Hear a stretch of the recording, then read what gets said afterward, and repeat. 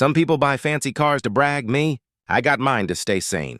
After years of grinding nonstop, I finally gifted myself one promise I made long ago, to own something before I left this world. A custom matte black McLaren. That car wasn't just steel and paint. It was therapy, my calm, my hard-earned prize. And moving into a quiet, high-priced neighborhood felt like the perfect place to enjoy it. Peaceful streets, a gated entrance, and neighbors who cared more about trimming hedges than about me, or so I thought. Because peace doesn't last when you park a dream in front of bitter people. Before we dive in, comment which country you're watching from.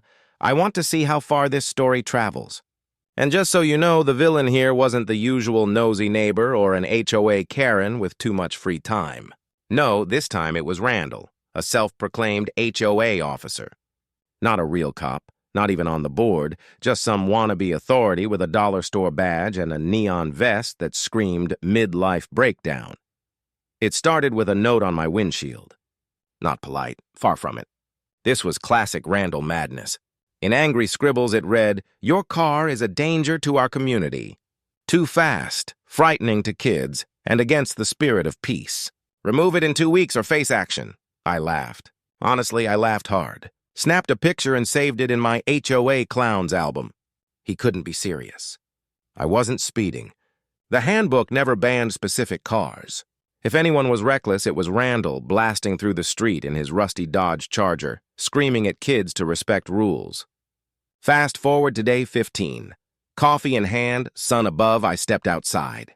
Then froze. My McLaren was destroyed. Not scratched, wrecked. Glass shattered, tires slashed, paint stripped down like sandpaper had torn through it.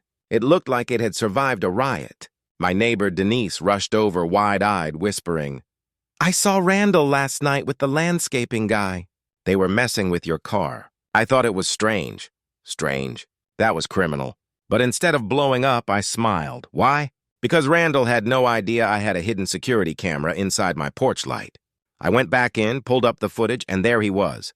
Randall, fake badge gleaming, hammer in hand, ranting about neighborhood safety while tearing apart my McLaren like a lunatic. That's when I picked up my phone and called my lawyer. Randall thought he'd bully me out of my car. "Congratulations, Randall, you just bought me a brand new McLaren." My lawyer's first reaction to the footage. "Priceless," he laughed. "This guy thinks he's what, an HOA cop?" Then told me to forward it to the police. Property destruction wasn't a small deal, especially with damages soaring into 6 figures. But Randall didn't hide. He escalated. The very next morning came that knock. The kind only a fake authority makes. I opened the door. There he stood, neon vest, cheap shades, clipboard in hand, auditioning for Mall Cop of the Year. "You've ignored official HOA orders," he barked, pointing a finger. "Your car is a danger. I have the right to enforce. Consider yourself fined." I nearly spit out my coffee. Fined? By who? The handbook didn't say a word about cars like mine. And last I checked, he wasn't law enforcement. His jaw clenched. "I am law enforcement here. If you don't like it, leave."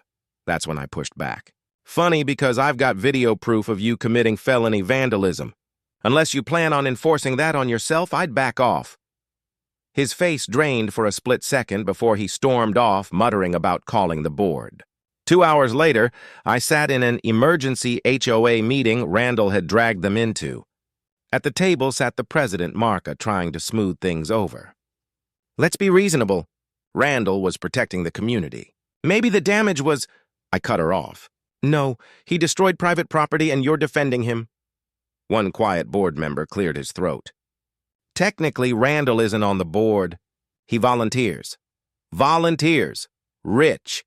So not only did he trash my $250,000 McLaren, but the HOA never even authorized him to act. Right there, I made 2 decisions.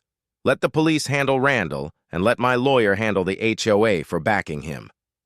When the cops reviewed the footage, they didn't hesitate. Randall was cuffed on my driveway, sputtering about being framed, while neighborhood kids laughed and pointed. If you're enjoying this HOA saga, like and subscribe, because this story wasn't over. Randall's worst nightmare wasn't getting arrested. His nightmare was just starting. The day he was hauled off in cuffs should have been the finale. But I wasn't stopping there. My McLaren wasn't dinged, it was totaled. A man who played dress-up cop needed a permanent reminder that actions have consequences. My lawyer filed charges: vandalism, impersonating an officer, and criminal mischief. The impersonation charge alone carried weight, especially since Randall strutted around with a fake badge like he was filming Cops HOA edition. When the trial began, the footage said it all. There he was, stomping on my car, declaring it illegal. The judge leaned back, pinched his nose, and said, "Sir, you weren't authorized by this HOA, and you destroyed property worth more than most homes. You're looking at prison." Randall's lawyer tried spinning it, but the HOA board didn't even show up to defend him. In fact, by the end, the HOA itself collapsed. Homeowners discovered they had allowed Randall to parade as an enforcer without authority. A petition spread like wildfire. Within weeks, the board dissolved. As for Randall, he wasn't just convicted, he was ruined. Ordered to pay restitution, damages, and legal fees. He lost his job, his credibility, and finally his house. By the time dust settled, a brand new McLaren gleamed in my driveway, while Randall shuffled past in a faded hoodie, stuck in a rental across town. Neighbors would grin and joke, "Careful, Randall might fine you." I didn't have to lift a finger. His reputation was dust. The HOA vanished, and my story turned into the neighborhood's favorite warning. Standing on my porch, coffee in hand, sun dipping behind my car, I thought, you can dress like a cop, bark like a cop, even pretend to be a cop. But the second you mess with someone ready to fight back, regret follows fast. That's exactly what happened to Randall. He thought a neon vest and fake badge made him untouchable. All it made him was unforgettable for the worst reasons. So I'll leave it to you. Was justice served, or did Randall get off light? If someone destroyed your car, would you press charges or take matters into your own hands? Share your thoughts in the comments, and don't forget to like and subscribe.